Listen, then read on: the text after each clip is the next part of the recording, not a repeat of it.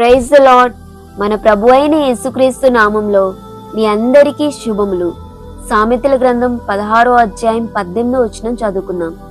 నాశనమునకు ముందు గర్వము నడుచును, పడిపోవుటకు ముందు అహంకారమైన మనస్సు నడుచును. హేరోదు అంటే కేవలం ఒక రాజు మాత్రమే కాదు, అది ఒక క్రూరమైన అహంకారం. తన స్వార్థం కోసం పసిబిడ్డలను చంపించిన ఆ మనస్తత్వం ఈరోజు మీలో కూడా ఉందేమో ఆలోచించండి.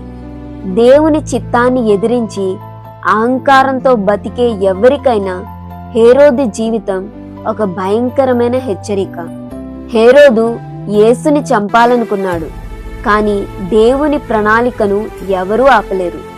చరిత్ర చెబుతున్న చేదు నిజం ఏంటంటే, యేసుని చంపాలనుకున్న హేరోదు చివరికి ఒళ్ళంతా కుళ్ళిపోయి పురుగులు పట్టి ఎవరూ లేని స్థితిలో అత్యంత ఘోరంగా చనిపోయాడు.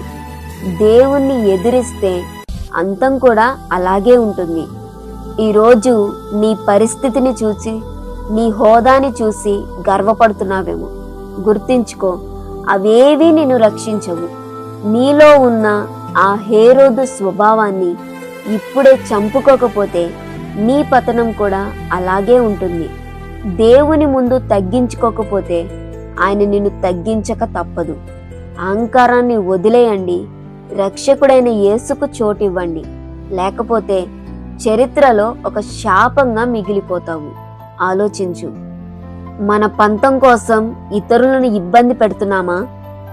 కల్పనా కథలతో ఇతరులను బాధ పెడుతున్నామా? ఆలోచించండి. కేవలం క్రీస్తు ఇచ్చే ఆ స్వచ్ఛమైన ప్రేమను మనమందరం కలిగి ఉండాలని కోరుకుంటున్నాను. ఆమేన్.